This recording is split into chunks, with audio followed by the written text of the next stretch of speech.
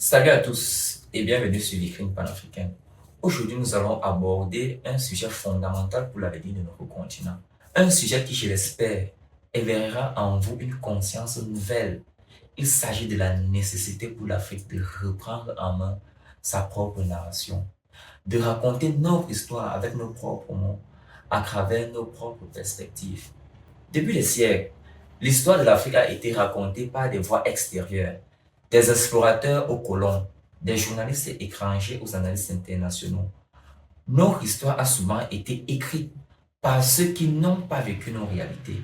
Ces récits parfois biaisés, souvent incomplets, ont façonné l'image de notre continent aux yeux du monde.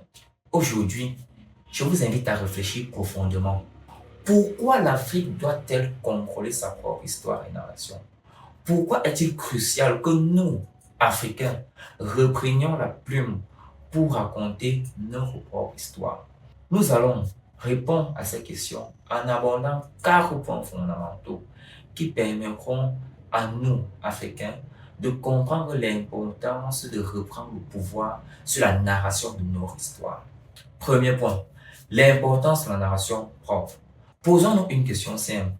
Qu'est-ce que cela signifie pour une société de raconter sa propre histoire? Raconter sa propre histoire, ce n'est pas simplement communiquer. C'est un acte de pouvoir, de contrôle et de dignité.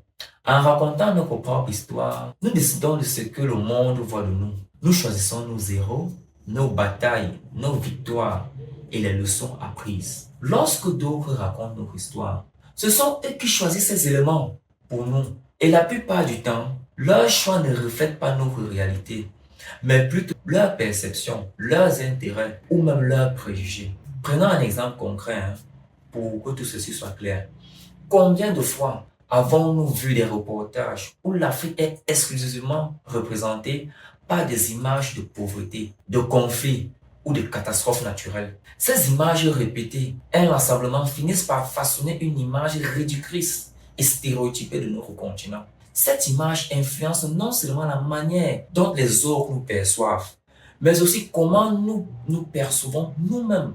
Parce que, à la réalité, par le biais de leurs médias qui inondent nos téléviseurs, nos smartphones et autres, ces médias venus d'ailleurs formatent les consciences de nous, la jeune génération africaine. En deux, les défis et opportunités. Alors, quels sont les défis que l'Afrique rencontre pour reprendre le contrôle de sa narration? Tout d'abord, il y a le défi des ressources. Produire des contenus de qualité exige des moyens financiers, des infrastructures et des compétences. Soyons honnêtes, les grandes puissances médiatiques disposent de ressources bien plus importantes que nos médias locaux. Ensuite, il y a la question de la concurrence. Les chaînes internationales, avec leurs budgets colossaux, leurs équipes surentraînées, dominent l'espace médiatique. Elles sont présentes dans nos foyers, sur nos écrans et même dans nos esprits, carrément. Elles définissent souvent nos agendas et imposent leurs propres récits. Cependant, face à ce manque de ressources et cette concurrence déloyale, tout n'est pas perdu. L'espoir réside dans les nouvelles technologies. Elles offrent une opportunité unique. Internet, les réseaux sociaux et les plateformes digitales sont des outils puissants qui nous permettent de devenir des conteurs. Nous pouvons maintenant diffuser nos histoires au monde entier sans passer par les canaux traditionnels. Et c'est la raison de vivre des vitrines panafricaines. Alors, pour nous soutenir, n'hésitez pas donc à vous abonner, liker, partager et surtout commenter nos vidéos. En 3, le rôle des médias africains. La communication déjà existe depuis des siècles. Elle est très souvent utilisée pour conditionner la manière de penser des peuples en général. Les médias jouent un rôle crucial dans la diffusion des idées, des cultures et des valeurs. Ils sont des instruments de soft power, comme on dit souvent. Les grandes puissances l'ont bien compris. C'est pourquoi elles investissent massivement dans leurs médias pour que leur vision du monde prédomine sur les autres. L'Afrique doit faire de même et prendre son destin en main.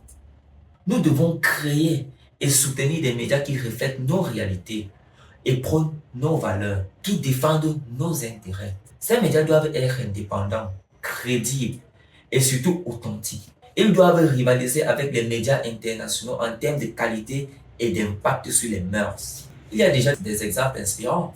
Certains médias africains se distinguent sur la scène internationale. Ils proposent des contenus non seulement pertinents, mais aussi innovants, engageants et profondément ancrés dans notre culture. Nous pouvons citer par exemple Faso 7, Africa 24, RTB, RTI, Equinox TV, Sen TV, ORTM et bien d'autres télévisions. Enfin, en quart, nous avons abordé l'avenir de la narration africaine. Nous ne devons pas nous arrêter là, de manière péremptoire. Reprendre le contrôle de la narration africaine n'est pas un simple projet, c'est une véritable mission.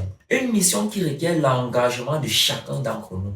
Nous devons encourager la jeunesse africaine à s'impliquer, à raconter, car ce sont nous, les jeunes, à travers nos prises de conscience, associées à des actes forts qui porteront notre histoire dans les décennies à venir. Et ce n'est pas un effort individuel, c'est une entreprise collective. Les pays africains doivent collaborer, doivent échanger et soutenir les initiatives médiatiques. Ensemble, nous pouvons créer un réseau de médias africains qui non seulement racontent notre histoire, mais la faire résonner dans le monde entier. Imaginez un avenir où l'Afrique est reconnue pour ce qu'elle est vraiment. Un continent riche, un continent diversifié, un continent dynamique, un continent qui n'est pas seulement raconté par les autres, mais qui se raconte lui-même. Un continent dont la voix est entendue, respectée et célébrée. En conclusion donc, je vous rappelle l'importance de reprendre le contrôle de notre narration. Ce n'est pas simplement une question d'image ou de fierté, c'est une question de dignité, de pouvoir et d'avenir. Alors vous, nous tous, je lance cet appel. Engageons-nous, créons, racontez et surtout, ne laissons plus les autres parler à notre place. Car personne ne peut raconter notre histoire mieux que nous-mêmes.